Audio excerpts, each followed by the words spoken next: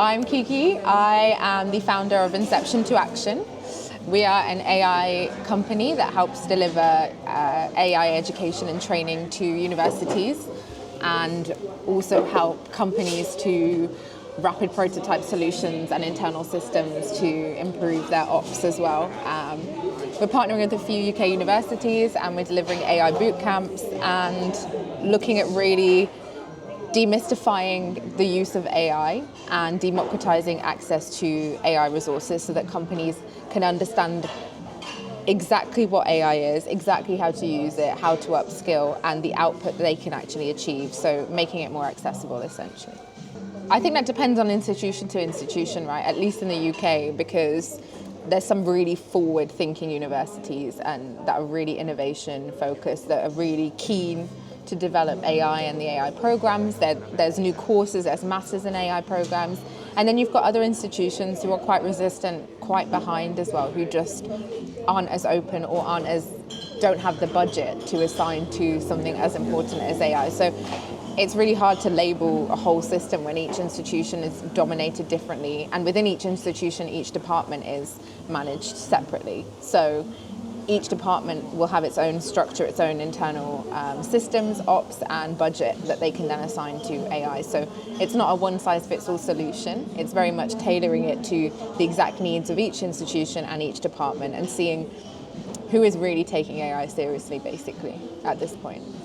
We're at the start of the AI revolution in terms of the impact it has on society. I think AI has obviously been around for a long time, there's been models developed, but I think the actual popularization and the uptake of AI basically has come about in the past couple of years, and especially the past year. So it's still very new. There's still a lot of change. There's a lot of movement. There's a lot of adaptation, and there's a huge gap right now between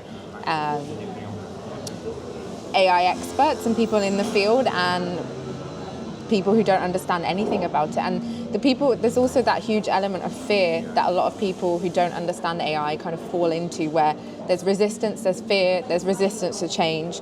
So that's causing a huge ripple through society for people not wanting to adopt new technology, not wanting to understand the impact, not wanting to integrate it. And then you've got the other side of things where you've got people like me and you who are just so interested and see the huge potential, the impact, like the transformation in huge sectors, in health tech, like we were talking about. You've got, the ability to screen diagnoses now early on and catch illnesses that weren't able to do that before, or detect errors even in doctors' appointments, etc. So just the capabilities of AI, once you're in the industry, you see it. But I think if you're outside of the industry and you don't have access to it, you might fall onto the side of fear. And I think that's exactly what I want to do, is bridge that gap to make it accessible so that people who don't know about it, understand it, or see its use case and impact can actually feel confident using it in their day-to-day and actually use that to actually improve their day-to-day life. They can improve their career, they can improve their job, they can start a business using AI. There's so many use cases for it. So if there's a way to bridge that gap and empower people, empower communities, empower people, whether it's in their own day-to-day role to perform and succeed at a higher level, or it's to create their own opportunities or create their own career and change the way in which they, think about the way in which they want to interact with people. They have choices now where it's not just you will get a job and you will work here for 30 years and you will make money and that's it. It's what do I want to do? What makes me feel fulfilled? What makes me feel happy? What makes me feel energized? What makes me feel passionate and purposeful? And how can I now craft my own story, whether that's in a role in a company, whether that's building your own company, whether that's consulting and being able to offer that skill set to people, but giving people options, ways of thinking, ways of doing things that didn't exist before. That is huge. That's what I find. There's probably about 10 versions of me right now, because there's the founder, there's the marketing person, there's a sales, there's a system ops. I'm doing every function in the company. I'm the CEO, COO, CTO, CMO, CSO. But as a startup and as a micro entrepreneur that's bootstrapped, you have to find ways to make it work. You have to find ways that are cost effective, that use your initiative to start growing things. And I think I want to be a use case and an example of how you do not need huge resources or huge funding rounds or all of this energy that you think traditional entrepreneurship takes. You can actually just log onto your laptop, download a few softwares, start vibe coding, start researching, start learning, and spend £50 a month, but that's a working business now. And to show the impact of that you don't need to go down this route of struggle and hardship and all of these, traditional routes. Like, there's new ways of doing things now. So if you can jump onto the new ways of doing things, you can open your mind up to the possibility of it is infinite. I don't work a whole day. I'd say I don't work a whole day, but I work in bursts. And in that burst, I use AI, obviously, but it maximizes my time. So I might work in a burst of 2 to 3 hours and then have a huge break, and then maybe do one session in the evening. But it's very random when my bursts of creativity come. It could be at 12 o'clock at night, it could be 3 o'clock in the morning, it could be 7 a.m., it could be any time, and I just allow myself to feel that creative energy and channel it into system building or creative flows or operations or strategy. But I never force myself to go against my energy and against my creativity. So if I'm not feeling in the mindset to do it, and I try and resist to do something, it's going to take me 10 times as long as if I just give myself that time to rest and then put myself into the mindset of now I'm ready to do it. Then the ideas just flow naturally, I still don't agree with the 9-to-5 structure, because I think, first of all, who's actually doing 8 hours of work in the office? Let's be real.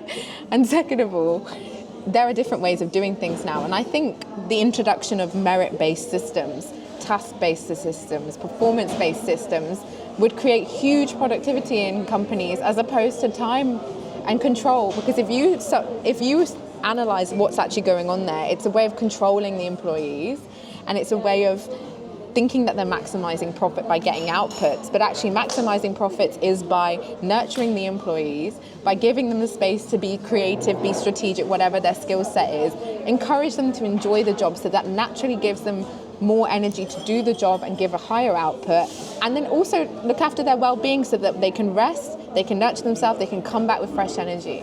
That is how I see, that's at least how I will see my company running, will be in a structure of supporting the employee, working with them, working with their skill set, and maximizing their productivity in whatever way. But that is slightly atypical, because a lot of people are so used to structure and they're so used to this way of living that they think that that's all that there is. But if somebody comes along and starts changing the way that we're doing things, and people go, I like that way of doing things, maybe that's what causes the ripple. Maybe it's the fact that it just doesn't exist yet, those kind of systems. Well, I think COVID changed the whole workplace and the way the system's operating anyways. That came before AI. So that was a case of figuring out that everything had to go online, everything had to go remote, and people saw the capabilities of being able to work from anywhere in the world and still, produce the same outputs. Now, the problem with that was the element of socializing, the element of personal development, because a lot of people need contact, communication, support, which I completely understand. But the benefits of it was just showing how much of a company can still operate. Not every company, obviously, but how systems can operate online. So I think flexi working is where the solution is at. I don't think it's imposing strict rules of all the time, but I think it's creating an encouraging environment that makes people want to come in, want to interact, and want to get all of the benefits of collaboration and communication. Because if you create that environment that people want to be in, they want to go there. That's work becomes part of their enjoyment, part of their fun. And I think if you're stuck in a job that you dread, then, how many times I'm sure everybody in their life has been in that role where you wake up and you just have panic and anxiety and dread, and you get change and you go to the office and you sit there and you're just like, I don't want to be here, I'm numb, I'm understimulated, I'm not happy, I'm not thriving, this is not where my, creativity or whatever your skill set is. And I think it's interesting. So I think Gen Z has a very open mindset in terms of flexi working. And I think, there is a lot of curiosity. And obviously technology advanced. We grew up with smartphones. So, we've already adapted into incorporating technology in our day-to-day lives. So I guess AI is an extra function to that. it's an addition, and it's, being able to understand the use case of it in everyday life, whether that's for personal or professional, because, you can use it both personally and professionally. You can use it for, people use it like to create calendars for themselves or to organize trips. You can use it for traveling. You can use it then obviously in your everyday work life. So I think Gen Z is really part of driving the movement. I think Gen Z really cares about the societal impact of the work that we're doing. I think that's what I've seen across a lot of my peers, is that there has to be a reason for doing what we're doing. There has to have an impact. There's a lot more passion around causes like sustainability or human rights, or there's a lot of passion and there's a lot of movement in that. And I see in my friends' day-to-day jobs, they've got to have some kind of drive or passion to be creating an impact in their company, in whatever way that is, whether that's corporate, whatever way that is, but there's got to be a reason that they're doing the job that they're doing. And I think AI is helping with that as well in a way, don't you? I think AI is definitely opening up new ways of thinking, new ways of doing things, accessing new ways of learning, accessing new ways of doing, new ways of thinking outside the box, creating differently. And I think that there's a real need to upskill people here and now, so that there's a fear of getting left behind. But it's more, what I kind of empower is augmented AI, which is human expertise plus creativity plus AI. So it's using your human creativity, but using technological advancements to upskill you in your career. So there's a lot of functions where, I personally see the benefit of upskilling yourself and then combining your expertise with AI, as opposed to just deploying agents and leaving it to like systems. I really see the benefit of human oversight, human seeing the final product that AI is producing, changing the wording, changing the feeling, understanding the concept. There's still that element that only humans can grasp in terms of the workplace. So you can use AI to maximize productivity, you can use it to streamline ops, you can use it to create things, but you ultimately still need to use your brain, your own critical analysis, critical thinking, to understand the content that is produced, to see in the context of your workplace, is this correct? Because you're the one managing the clients. AI isn't managing the clients, AI isn't managing the meetings, AI is producing the scope, but it might be wrong. There might be bias, so you've got to check through that to understand that you're not just reading the content that's producing, you're understanding the impact it's having in your specific organization and translating that to the person on the other side.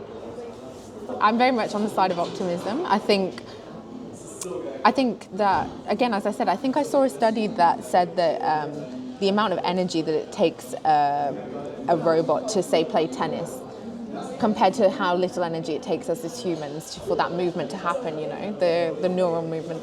So it's kind of like, it takes huge amount of energies to do tasks that we would perform daily anyways. But it will help us with the tasks that are very laborious for us, like admin and tasks that we find really draining and boring. We can create systems that will maximize that time, so we can assign our energy, our creativity, our thinking to the things that really matter in a business or in a role. Strategy, communication, relationship building, new initiatives, kind of all of the elements that help a business to grow, as opposed to just systems, admin and ops. That can all be automated, and then you can go out and learn how to build that element of the business, I think. If you look at the pilot that MIT ran, there was like a 95% failure for AI implementation. So that just goes to show, if you set up the wrong systems and you don't have somebody monitoring them to see the output, you're going to create double the mess than when you start with.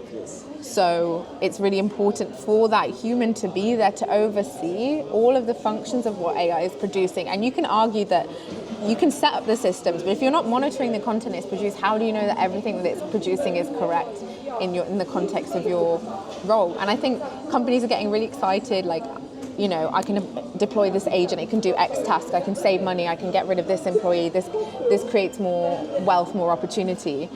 But if they're not monitoring that system, and it's, there's false outputs, there's bias, there's problems with ethics, there's problems with the content production, whatever it is, if they're not monitoring that, they've not got anybody to monitor that, then they are causing, I think, huge damage internally for the future, for them to have to clear up that mess, I think. Yeah, I think there's a lot of innovation in health tech. I've seen a lot of innovation in health tech, and I think that people want solutions to their problems, their ailments, their problems, and if technology can solve that now with vibe coding, where you can build an app now in a day, if you can create a solution in a couple of days to a huge issue that you're facing, whether that's you in your personal life or somebody around you that's been affected by something, and you're able to resolve that problem with technology. Everybody is trying to resolve the problems that they're facing. That's what businesses do. They resolve pain points, they resolve problems.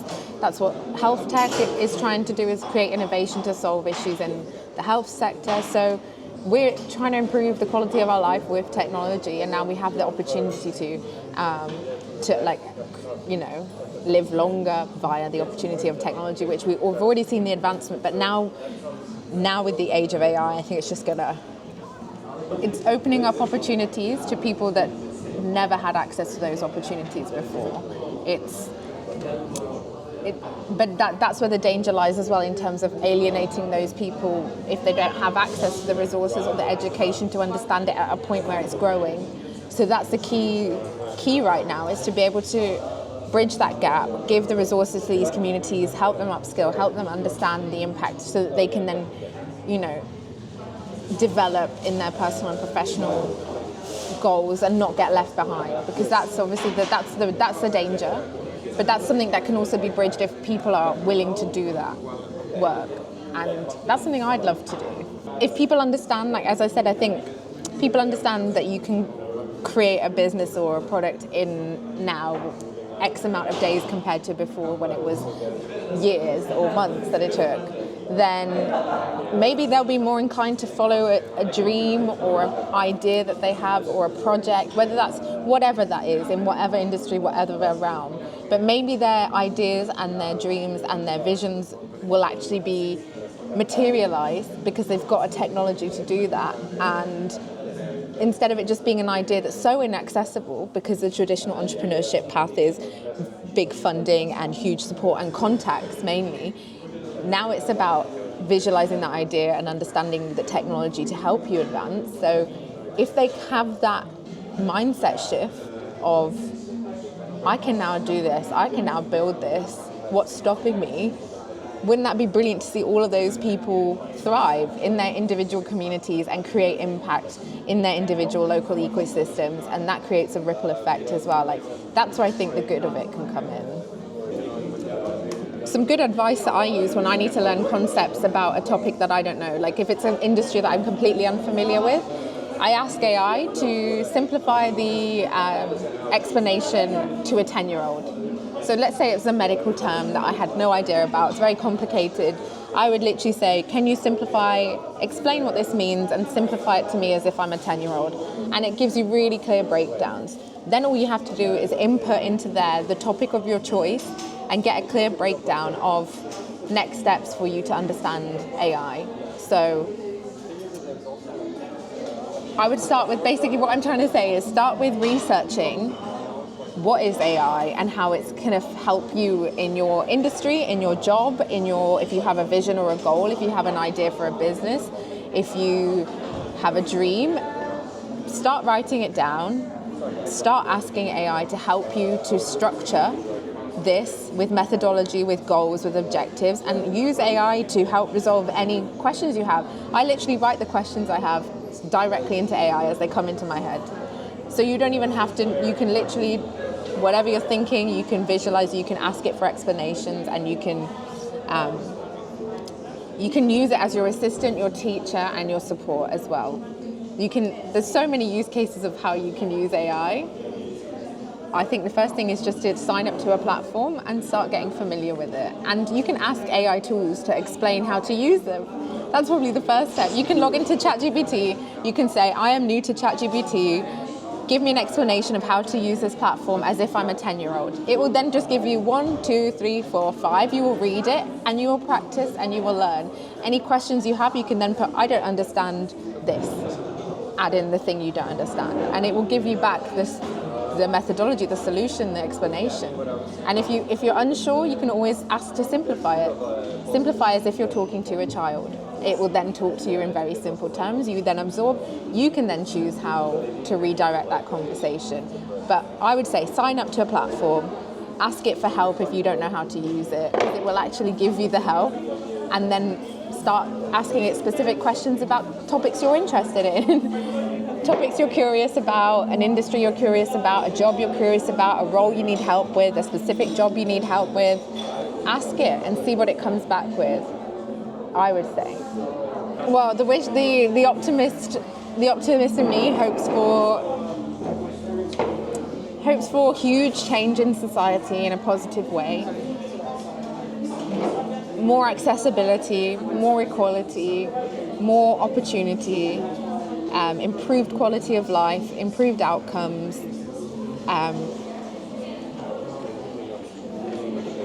changing the way we think, changing the way we interact, changing the way we live our actual day-to-day lives with more purpose, with more opportunity, and with more options and expansion mentally. Because if you know that you have the possibility to create something big using AI and you can follow your dream, then the possibilities are endless in terms of where you can go with that. And if you know you have that option, if you have option A that's leading you down a path that you're not very happy with, but you have this option B that's opening up opportunity and hope for something that you've always wanted to do, whether that's, as I said, build a business, build a career, open a restaurant, travel, whatever it is, if you know you can get to that place and technology can help you, wouldn't you rather be on that side of things?